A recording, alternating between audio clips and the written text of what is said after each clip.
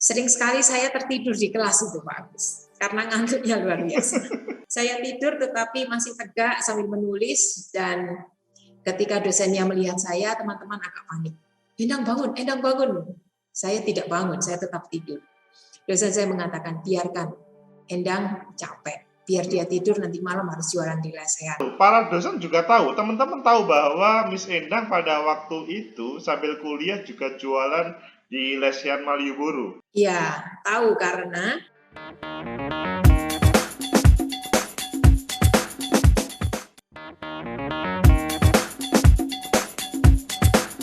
Assalamualaikum warahmatullahi wabarakatuh. Selamat pagi, salam sejahtera untuk kita semua. Pecinta masa depan negeri, hari ini kita kehadiran tamu yang luar biasa. Beliau itu seorang etnis Tionghoa yang biasanya kalau berbicara etnis Tionghoa itu memilih dunia bisnis untuk menjalani hidupnya. Mungkin karena pengen cepat kaya ya. Tetapi pada kesempatan ini tamu kita itu memilih di dunia pendidikan. Beliau adalah Dr. Endang Sulistiyowati MPD. Beliau adalah sebagai Wakil Dekan 4 di Vokasi Universitas Gadjah Mada. Bagaimana kabarnya Mbak Endang? kabar baik, super. Terima kasih Mas Agus. Alhamdulillah. Jadi kalau Mbak Endang ini kabar baik, pasti informasi tentang Yogyakarta akan mendapatkan disampaikan di sini semua. Mbak Endang, ceritanya bagaimana sih? Mbak Endang itu asli Yogyakarta atau dari mana ceritanya? Kok selanjutnya bisa menjadi tenaga akademik, maksudnya dosen yang ada di Gadjah Mada itu, Mbak Endang? Iya, saya lahir di Kota Mojokerto. Oke. Ya, Mojokerto itu dekat Surabaya, sekitar 50 km. Saya lahir di sana, besar di sana sampai dengan SMA.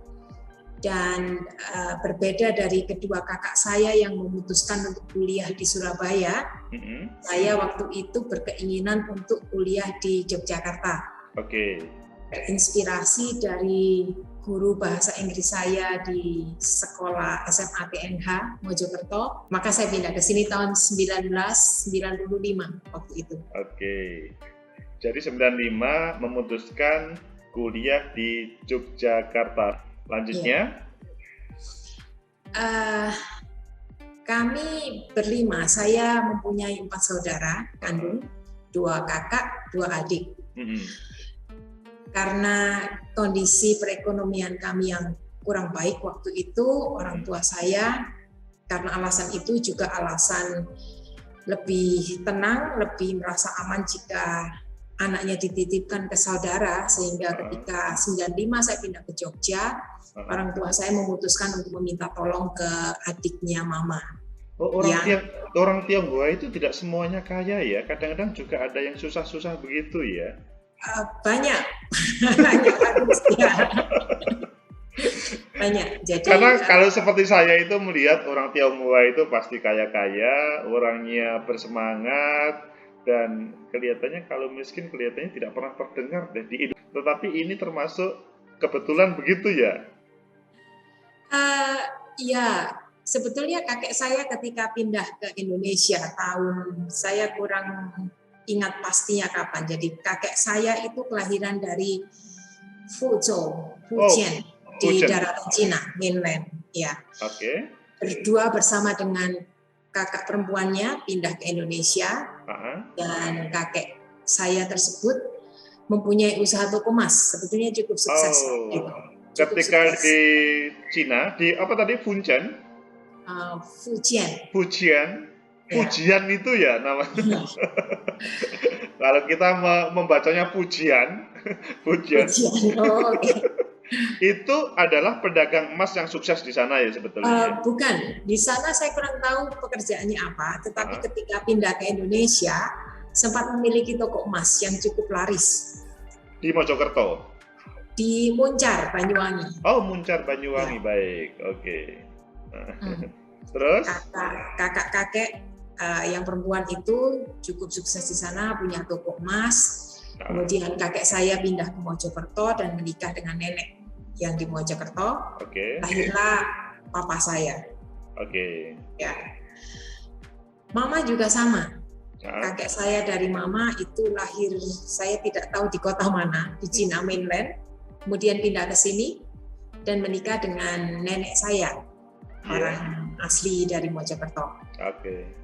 Uniknya, keduanya itu mempunyai bahasa yang sama-sama berbeda. Kakek berbahasa Mandarin, tidak bisa berbahasa Indonesia, dan nenek berbahasa Indonesia dan Jawa. Oh, meskipun sesama Tionghoa ya pada waktu itu ya. Nenek saya orang asli sini. Oh, oke. Oke. Tetapi komunikasi cukup lancar, meskipun bahasanya berbeda, tetapi cukup tidak menghalangi cinta di antara beliau berdua. Putranya sampai 14, cukup banyak. Putranya sampai 14, putra putrinya. Ya. Oh, luar biasa ya.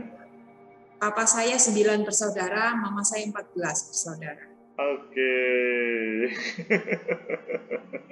Saya sendiri mengapa tertarik dunia pendidikan, karena saya itu mempunyai jiwa altruisme yang cukup tinggi ternyata. Saya itu ingin, apapun pekerjaannya, saya ingin jadi orang baik. Saya ingin jadi orang yang bermanfaat. Sempat berkeinginan jadi dokter, Pak Agus. Tetapi ya karena dokter kan menolong orang nyata begitu. Tetapi ternyata kemampuan intelektual saya tidak cukup baik dalam hal matematika, kimia, dan saya tidak ingin membunuh orang gitu. Kalau matematika kurang bagus, kimianya kurang bagus, nanti salah memberikan resep, salah diagnosa akan menjadi hal yang fatal. Jadi orang tua saya mengatakan janganlah jadi dokter. Yang lain juga bisa membantu orang. Saya pikir-pikir kemampuan bahasa Inggris saya bisa dibilang lebih dari rata-rata. Oke. Itu pada waktu S1 atau sebelumnya, Miss Endang? Waktu SMA saya nilainya tidak pernah di bawah 90. Jadi saya ya 98, 95. Cukup disayang guru juga menurut saya. Terus saya memutuskan udahlah yang terjangkau dari segi ekonomi, kuliah di tempat yang tidak mahal, karena kita tahu kalau kuliah kedokteran mesti biayanya juga banyak. Jadi saya memutuskan untuk kuliah di Prodi Inggris, dengan asumsi bahwa nanti belum lulus pun saya kuliah di semester 2, 3, 4, saya berpendapat bahwa saya bisa sambil bekerja. Saya bisa memberikan kursusan begitu. Maka saya memilih ke Jogja, Pak Agus. Karena di sana cukup murah ya, waktu itu tahun 95, Jogja itu hanya dengan Rp500 saya bisa makan nasi pecel, lauk tempe, dan es teh satu gelas. Itu 500 perak. Untuk naik bis Rp150 untuk naik bis. Ya, sangat terjangkau. Kalau di Surabaya tentu saja bisa 3-4 kali lipat lebih mahal. Begitu. Apakah pada waktu S1 itu sudah mempunyai gambaran menjadi dosen, apalagi di dosen di UGM gitu, Miss Endang? Tidak, Pak Agus. Saya hanya mencintai pekerjaan saya. Saya mencintai sosok pengajar dan saya ingin menjadi pengajar yang baik. Ya, kebetulan waktu itu saya sangat rajin. Saya kalau kuliah tidak pernah duduk di belakang, saya duduk selalu di depan. Saya mencatat, saya berusaha memahami sungguh-sungguh, di rumah saya belajar. Dan ketika saya berhasil lulus di tahun 99, saya itu model orang yang tidak malu, saya menawarkan diri ke Kaprodi saya waktu itu. Bapak Kaprodi, saya sudah lulus, nilai saya juga tidak buruk, meskipun IPK tidak sebagus teman-teman yang cum laude, tapi saya memberanikan diri. Saya bisa loh Pak mengajar di sini. Apakah Bapak mau bantuan? Bapaknya kaget. Ini anak berani sekali. Sepanjang sejarah belum ada yang berani menawarkan diri seperti itu. Dan dikatakan silahkan melamar ke sini Bu Endang. Saya akhirnya memberanikan diri menuliskan lamaran ke Sanata Dharma. Dan waktu itu diterima di sana. Saya sempat menjadi calon dosen. Dosen junior di sana selama 2 tahun. Sebelum akhirnya saya memutuskan jiwa muda ya, masih punya angan-angan mulu-mulu, ingin ke sini, ingin ke mana, akhirnya saya memutuskan keluar. Oke. Ya. Jadi di Sanata Dharma cukup 2 tahun, selanjutnya berminat atau mencari masa depan yang lain, atau bagaimana Miss Endang waktu itu? Ya, saya ada keinginan ke Bali, saya ingin mengikuti beberapa teman yang bekerja di luar negeri begitu. Tetapi pada akhirnya saya memutuskan untuk lanjut kuliah S2. Saya pindah ke Malang. Saya mengambil pendidikan bahasa Inggris di Malang, di IKIP. Di sana, mengapa pilihannya sana? Sekali lagi, kampusnya memang bagus, dan faktor yang terpenting adalah murah. Lagi-lagi ini orang Tionghoa yang cari murah ini. Cari murah, kualitas bagus. Iya. Di mana waktu itu Miss Endang? Saya di Universitas Negeri Malang. Oke, UM ya. UM, ya. Waktu itu cukup murah. Saya hanya membayar 2.325.000 per semester. Ketika saya memberanikan diri untuk keluar dari Sanata Dharma dan kuliah S2, saya tidak mencari beasiswa, Pak. Tidak punya cukup info dan tidak mau mencoba memang. Jadi saya berkatakan saya mau kuliah, tidak ada uang, tapi saya percaya selama tujuannya baik, Tuhan pasti kasih jalan. Intinya di sana itu juga tidak mudah ya, dengan berbagai keringat yang luar biasa untuk meraih S2-nya begitu, Miss Endang. Iya, saya tidak ada cukup uang tabungan saya kuras, kalung, anting-anting saya jual semua, TV saya jual. Waktu itu TV cukup mahal, cukup laku keras. Saya kumpulkan untuk membayar SPP di semester pertama. Ya, dan ada semacam kelas pre sebelum masuk ke sana itu membayar cukup banyak, cukup beruntung ketika saya memberanikan diri sekali lagi menghubungi salah satu dosen saya di UM. Saya katakan, Ibu, Prof, saya memerlukan dana untuk hidup, untuk kuliah saya memerlukan dana. Bisa tidak saya membantu mengajar atau apapun saya bisa kerjakan. Yang penting halal. Pertama diiyakan, bagus. Ya, 1 minggu, 2 minggu, ini perut tidak bisa menumbuhkan, lapar. Saya perlu uang untuk makan juga. Saya kejar itu. Prof, sana. Saya datangi, akhirnya profnya kasihan. Oke, silakan datang ke kursusan beliau, dan saya berkesempatan untuk mengajar di sana. Saya mendapatkan masukan, uang, saya bisa bertahan hidup, setidaknya untuk makan. Dan kemudian suami beliau juga bekerja di pabrik rokok. Waktu itu saya diberi kesempatan untuk bisa mengajar di sana. Intinya saya kuliah sambil mengajar untuk mendapatkan tambahan. Saya kemana-mana naik sepeda kayu. Ya. Zaman dulu bukan sangat-tren saat ini ya. Kalau sekarang kan orang naik sepeda, wow, keren gitu ya. Kalau sepeda sekarang sepeda yang mahal-mahal ya, yang bermerek dan waktu itu gimana? Waktu itu orang memandang orang naik sepeda itu sangat rendah begitu. Sangat tidak prestisius. Saya ingat salah satu teman saya mengatakan, Endang, kok kamu naik sepeda pancal gitu ya, kita bilangnya sepeda pancal. Beliaunya menurunkan kaca mobil itu sambil nyetir gitu. Saya bilang, keren sekali gitu ya. Saya berkeringat sambil naik sepeda. Saya bilang, iya sehat. Saya bilang. Padahal dalam hati juga pengennya sih naik sepeda motor setidaknya. Selanjutnya dari UM lulus. Ya, lulus dari UM. Saya melamar pekerjaan ke beberapa tempat, belum ada yang menerima, Pak Agus. Tidak ada panggilan, dibiarkan saja surat lamarannya. Akhirnya saya ya sudah, karena ada yang melamar saya menikah dulu. Jadi para pemirsa ini kalau menunggu kerja dan lain-lainnya, kalau belum ada yang memanggil, menikah dulu aja. Begitu ya Mas Endang?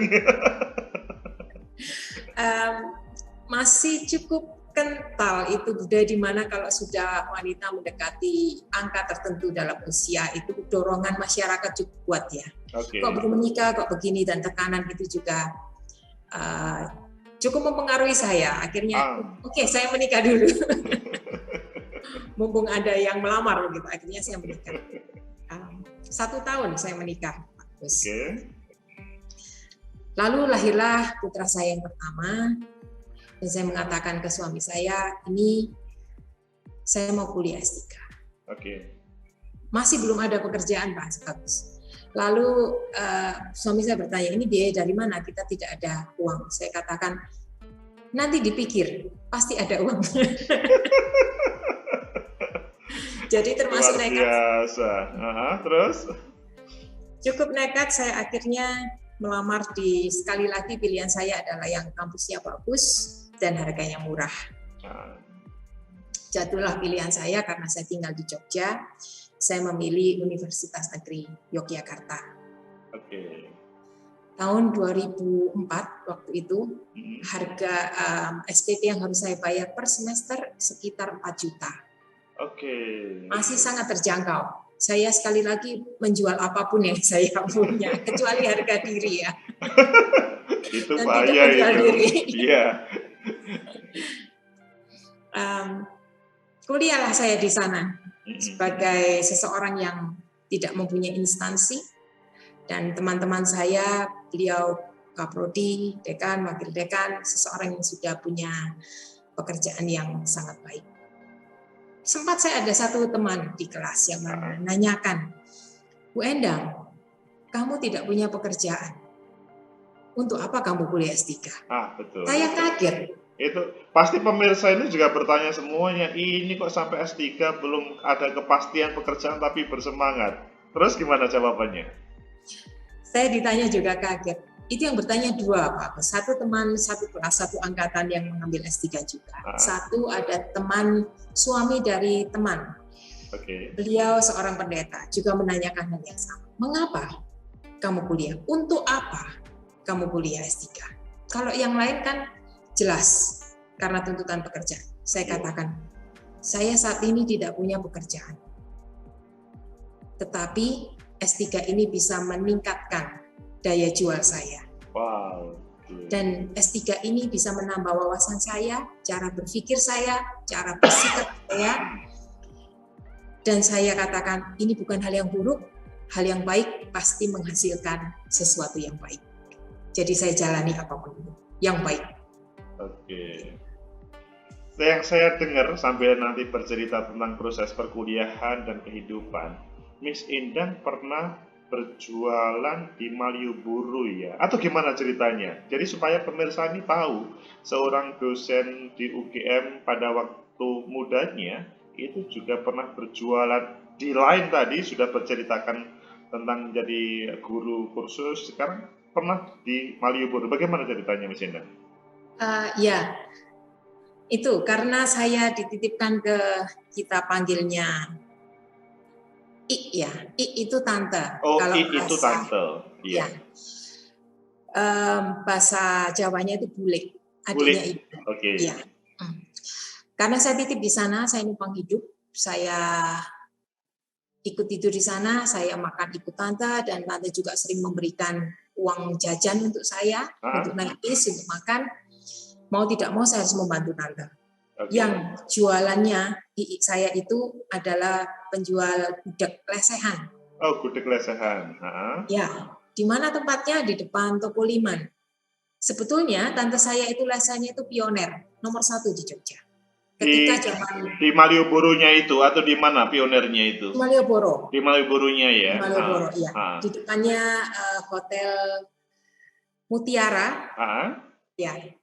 Dan ada Samijaya. Di sana itu ketika tahun 80-an belum banyak orang, belum ada yang jualan lesehan. Tante saya itu punya ide pertama kali.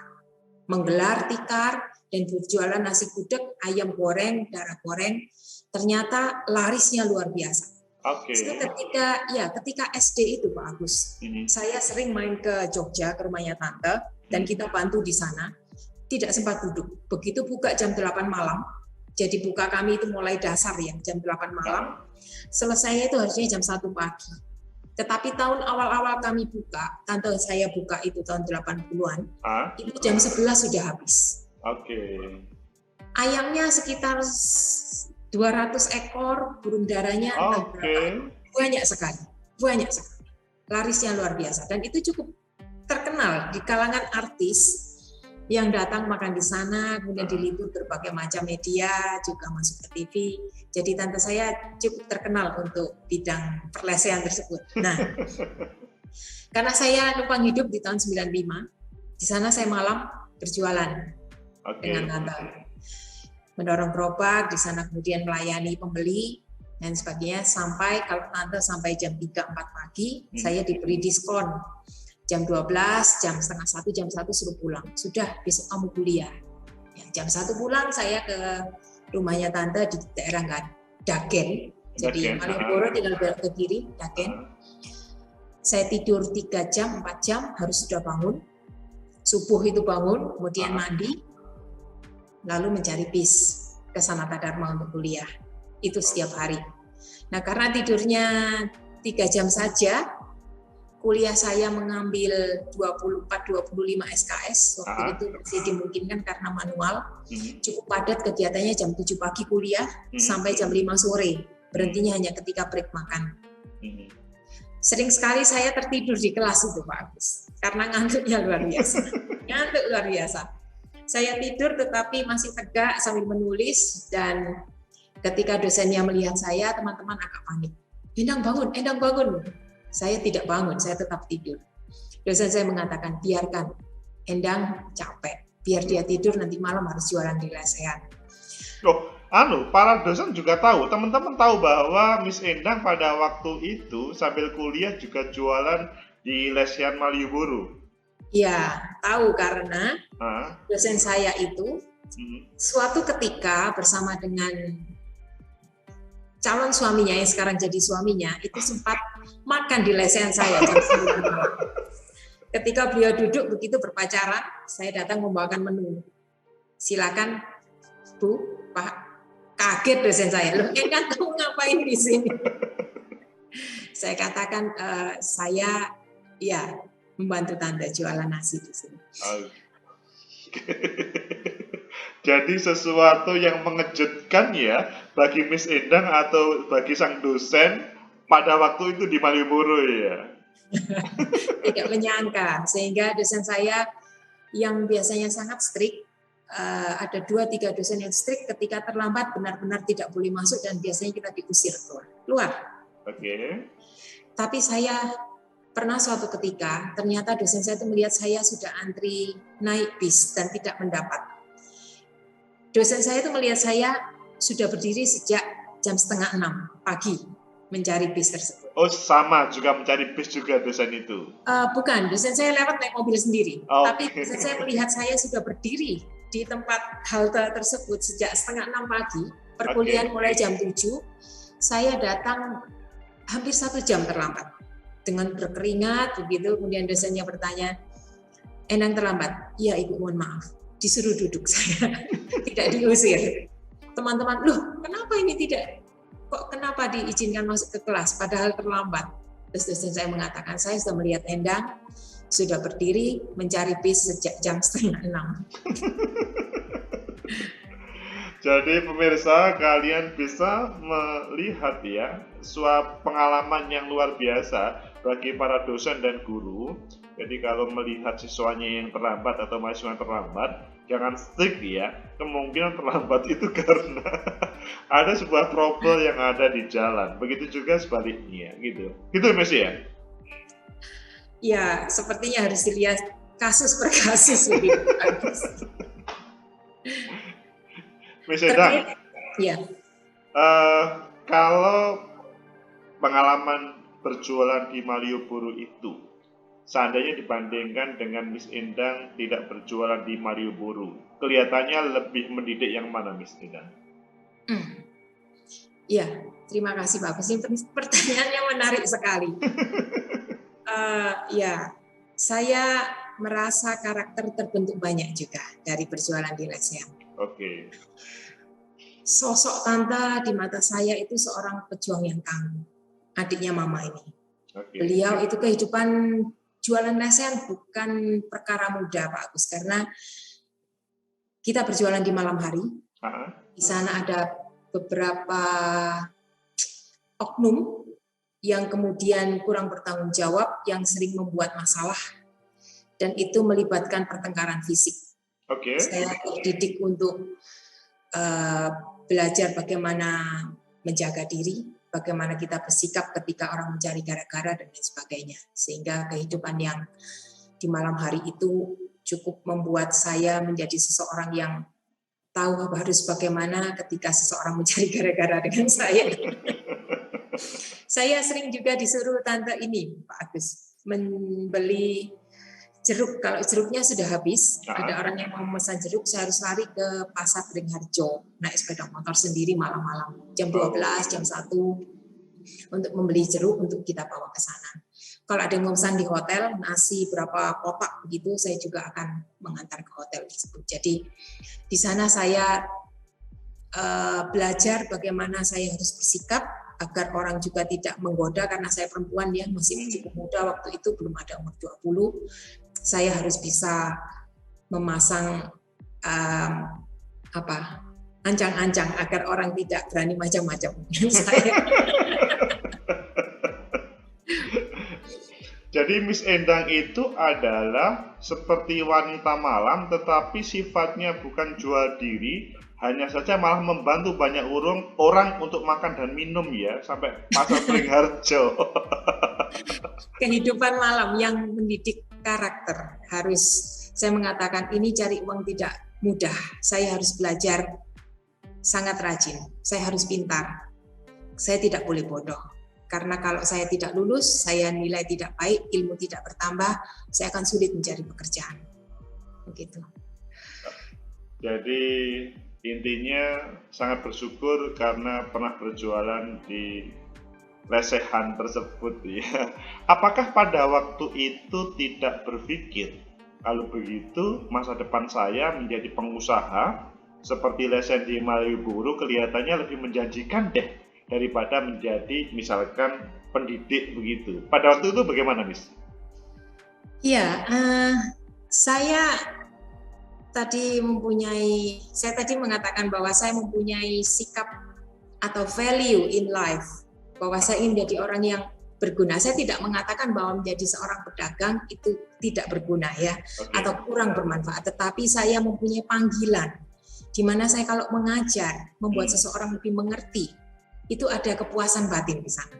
Jadi passion saya itu ada di sana. Ditambah dengan kemudian saya ingin menjadi orang yang bermanfaat, baik pada orang, maka jadilah itu satu. Antara keinginan untuk berbuat baik, menjadi bermanfaat, dan kecintaan saya untuk mengajar. Sejak kecil kalau ditanya juga, selain kadang dokter, kadang kepingin menjadi guru, itu selalu muncul. Ya. Jadi di sela-sela waktu itu tetap, ya, impian menjadi orang baik, menjadi guru, menjadi pendidik itu tetap ada meskipun sambil berjualan dan agak diganggu bahwa menjadi pengusaha itu lebih banyak uangnya deh kelihatannya. Ada satu cerita menarik, Pak Agus, yang saya alami ketika saya kuliah S1 di Jogja, di Sanata Dharma. Saya masih banyak meminta orang tua untuk kebutuhan saya. SPP saya satu semester waktu itu 1,7. Untuk saat itu cukup banyak. Cukup banyak waktu itu, ya? Cukup banyak, ya. Karena saya sebutkan tadi, nasi pecel 1 piring dan minum itu 500 perak. 500 perak.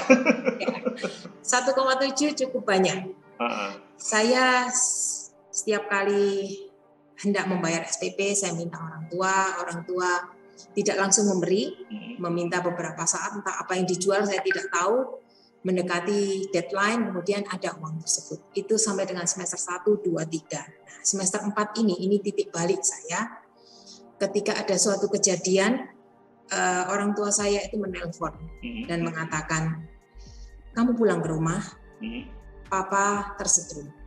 Jadi terkena electricity shock ketika sedang bekerja. Orang tua saya itu servis panggilan, membetulkan TV, tape, radio, seperti itu. Ada ya orang Tionghoa yang seperti itu, ya? Ada. Jadi mekanik servis, pekerjaannya tukang servis. Dipanggil dari rumah ke rumah membetulkan. Saya kurang tahu apa yang terjadi karena mungkin lagi musibah, lagi apes, tidak hati-hati, tersetrum. Cukup lama, hampir 1 menit. Oke. Hampir 1 menit di toko yang cukup besar, dan ternyata mungkin gegar otak saya kurang paham. Orang tua saya, papa saya muntah-muntah, mukanya sudah pucat, tidak berani membuka mata karena seperti vertigo begitu. Saya dipanggil pulang, saya pulang. Nah, sebelum itu, mohon maaf, sebelum kesetrum itu 2 hari sebelumnya saya telepon minta uang sebetulnya. Papa minta 1,7 untuk bayar SPP. Deadline-nya seminggu, saya katakan. Oh iya, diiyakan. 2 hari kemudian kesetrum. Ampun. Kesetrum, terus saya pulang sambil nangis. Saya naik kereta api. Kereta api zaman dulu tidak seperti saat ini. Jadi zaman dulu itu tidak ada nomor kursi ya. Kita duduknya empet-empetan, berdiri di pinggir banyak yang duduk. Pokoknya jalan pun sulit. Nah, di sana saya menangis terus karena melihat mendengar kondisi orang tua yang kurang baik. Orang-orang melihat saya itu juga heran. Kenapa anak ini nangis terus? Ada yang memberi makanan, ada yang beri minum. Saya semula berdiri, Dek, duduk Dek, diberi kursi. Dan saya sana duduk sambil nangis, sambil makan karena lapar juga. Jadi orang bersimpati, ini kenapa anak ini? Sampai saya pulang di Mojokerto, Pak Agus. Di sana saya melihat kondisi orang tua yang memang sangat tidak baik. Seharusnya sudah masuk rumah sakit opnam. Tetapi tidak ada uang. Jadi orang tua mengatakan tidak, saya akan bisa sembuh dengan begitu saja tanpa diobati. Datanglah teman-teman. Jadi orang tua saya itu cukup ramah dengan teman-temannya. Teman-teman datang semuanya menengok. Setiap yang menengok itu selalu memberikan amplop berisi uang untuk beri obat. Teman yang sangat baik mengatakan, pergilah ke rumah sakit, saya biayai semua, saya bayar. Orang tua tetap tidak mau. Itu amplopnya paling besar waktu itu datang. Karena tidak mau ke rumah sakit diberi uang cukup banyak diberikan. Semua datang. Saya sana, akhirnya saya mengatakan malam itu, ini sudah 2-3 hari saya pulang, saya harus balik ke Jogja. Saya bilang ke Papa cepat sembuh. Saya tidak bisa bantu banyak, tapi saya mohon maaf harus balik ke Jogja. Saya harus kuliah. Malam itu juga ibu saya, mama saya duduk di lantai, amplop-amplop itu dibuka semuanya. Terus uangnya ditata sampai semua amplop diyakinkan tidak ada isinya lagi, dihitung. Jumlahnya 1.700.000. Ya. Subhanallah. Jadi cara Tuhan menjawab permintaannya dengan cara seperti itu, ya. 1,7 itu kemudian diberikan ke saya. Saya kalau itu masih berbesmili, diberikan ke tangan saya, katakan ini buat bayar SPP. Dalam hati saya miso-miso, Pak. Miso-miso saya. Wah, marah kepada siapa juga tidak jelas. Saya terima uangnya, saya harus bayar SPP. Orang tua saya bilang, nggak usah kepikiran Papa pasti sembuh. Papa bukan orang jahat, pasti ditolong. Begitu. Saya ambil uangnya, saya nangis, saya marah-marah. Saya bilang, saya balik ke Jogja dan saya sumpah, ini saya tidak mau lagi minta uang. Oh, memutuskan sumpah tidak minta uang sesudah itu. Tidak mau lagi saya kapok. Saya minta uang, Papa kesetrum, uangnya untuk saya. Bagaimana tega mengambil uang yang seharusnya untuk berobat. Tapi saya naik kereta api, saya balik ke Jogja, nangis lagi. Saya orangnya cukup cengeng, saya nangis lagi. Saya nangis, uang saya bawa baik-baik, jangan sampai kecopetan, dan saya bayar. Saat itu titik balik saya tidak mau meminta uang. Orang tua saya panik. Jangan berhenti kuliah ya. Saya bilang, oh tidak. Saya kalau berhenti kuliah, saya tidak bisa cari pekerjaan yang nyaman, yang mudah. Saya akan bekerja. Jangan macam-macam ya, jangan yang tidak halal. Saya bilang, oh tidak, saya cari pekerjaan yang halal. Kamu mau ngapain? Orang tua saya mengejar terus. Saya bilang, loh, karena saya kuliah di pendidikan bahasa Inggris, calon guru, ya saya mengajar. Terus orang tua, oh ya sudah, kalau jadi guru nggak apa-apa. Meskipun Pak Agus Iya. untuk godaan itu cukup besar, untuk ke jalan yang agak tidak benar itu ada beberapa kali. Oke. Tapi saya memutuskan tidak, saya mau mengajar dan ya Tuhan memang baik, dikasih jalan. Akhirnya saya ada Wisma Bahasa, saya melamar di sana, ada dapat pekerjaan cukup untuk membayar SPP sampai dengan lulus. Gitu. Jadi godaan yang menggoda, godanya menggoda. Itu pekerjaan yang sederhana tapi uangnya banyak, tapi yang membahayakan untuk masa depan. Kelihatannya begitu, Miss ya. Iya, saya cukup polos. Kalau Pak Agus bisa lihat, saya tuh agak bodoh begitu. Jadi saya pernah jalan kaki dari kos waktu S2, dari kos menuju ke kampus. Iya. Di sana di jalan menuju, dari saya kosnya di Jalan Bondowoso menuju ke Jalan Surabaya di kampus. Oke. Di jalan gang-gang kecil itu ada mobil Kijang disetiri oleh seorang laki-laki. Nah, saya di Jogja cukup terdidik untuk ramah. Yeah. Kenal tidak kenal saya tersenyum menyapa. Okay. Masnya itu tersenyum dan saya tersenyum juga, gitu ya. Terus masnya begini, tangannya begini. Okay. Saya pikir menyapa saya juga begini. Cukup goblok. Terus masnya kaget, saya didekatin. Terus dia membuat gesture yang agak menggoda nakal, baru saya sadar bahwa orang itu bukan berniat menyapa, tetapi menawar 500.000 rupiah tahun 2001. Saya agak kaget. Saya begitu sadar, saya marah, saya lempar pakai sepatu itu orangnya.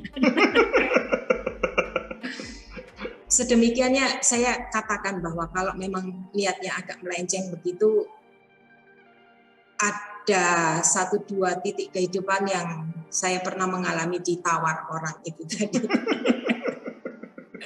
Luar biasa ini cerita ini. Miss Endang, selanjutnya sesudah S1, S2, S3 dan berbagai pengalaman tadi, selanjutnya diterima di UGM. Bagaimana ceritanya Miss Endang sebagai dosen di sana? Iya, saya tidak pernah membayangkan untuk bisa menjadi bagian dari universitas yang besar ini, Pak Agus. Saya bukan orang yang pintar secara akademik, tetapi saya hanya berpegangan satu hal, berbuat baiklah saja, maka nanti akan ada jalan. Ternyata jalan juga betul dibukakan. Ketika saya mengambil data untuk disertasi saya, topiknya cukup menarik waktu itu tahun 2005-2006 saya mempunyai promotor yang keren luar biasa. Beliau mengarahkan saya, Endang, jangan kamu mengambil tema pendidikan karakter. Saya tertarik dengan yang berbau-bau psikologi. Yang keren ini adalah soft skill, Endang. Saya heran, soft skill itu apa? Belum pernah dengar. Saya baca banyak hal. Akhirnya topik itu saya angkat. Dan saya meneliti. Meskipun jurusannya bahasa Inggris ya?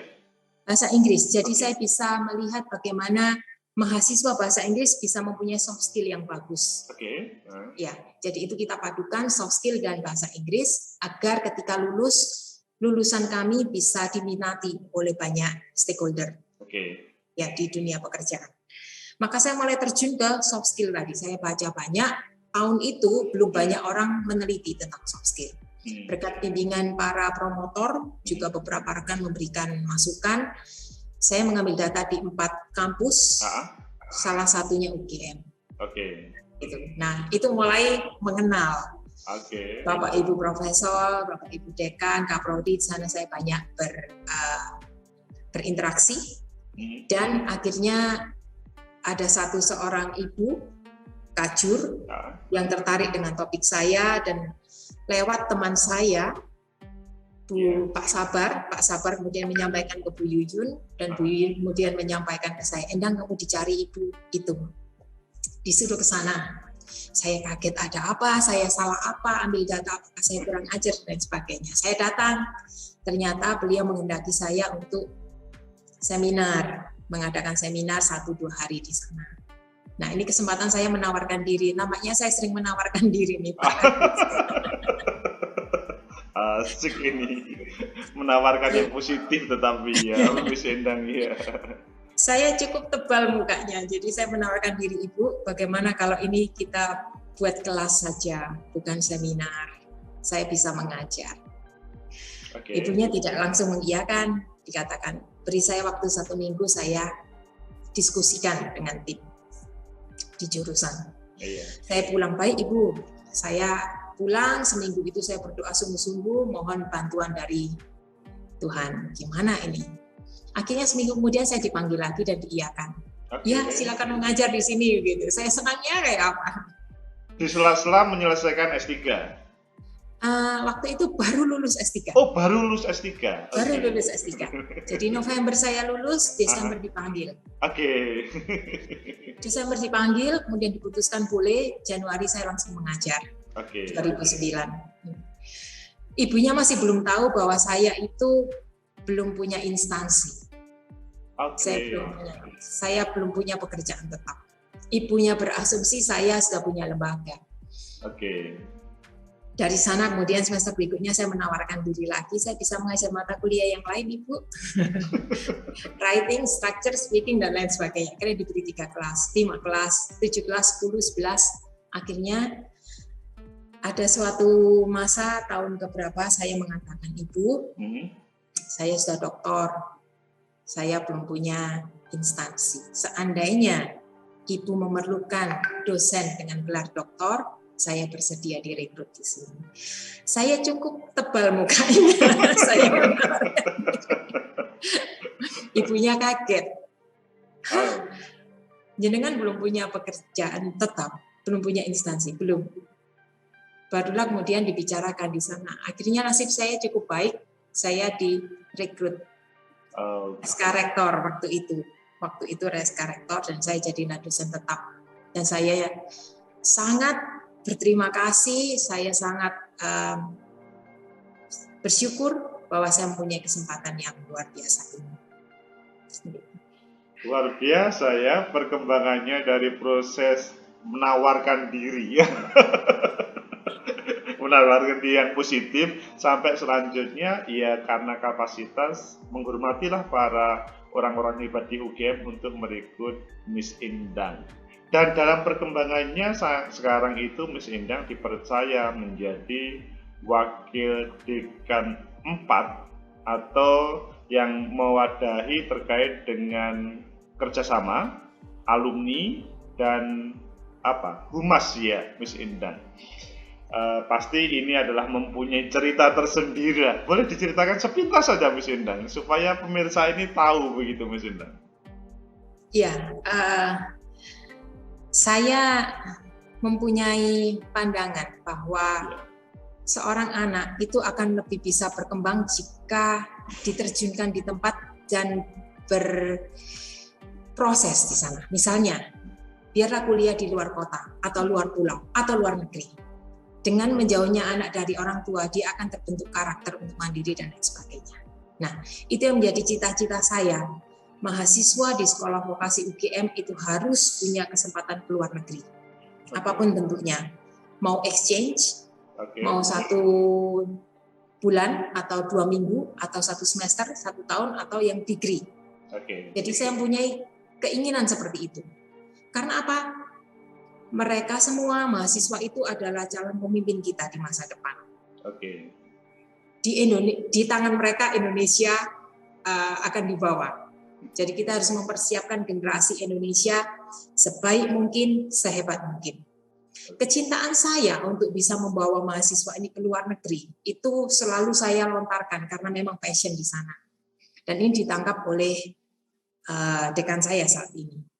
Beliau memandang bahwa Endang mempunyai kecintaan yang luar biasa, passion, dan mempunyai strength juga untuk bisa berkolaborasi dengan berbagai macam pihak, mitra dalam negeri dan luar negeri. Akhirnya ditanya, mau tidak memperkuat dekanat dalam bidang ini? Wah, saya senang sekali. Luar biasa. Miss Indang, sebelum closing statement, saya pertanyaan terakhir sebelum closing statement. Pertanyaan terakhirnya tadi kita kan belum mengupas nama Miss Indang yang sebenarnya. Kalau namanya kan Indang Sulistiowati. Kalau nama Tionghoanya kan Chen Mi Ling atau gimana? Itu ceritanya apa itu artinya apa atau bagaimana ceritanya Miss Indang? Iya, terima kasih. Saya di Indonesia itu generasi ketiga.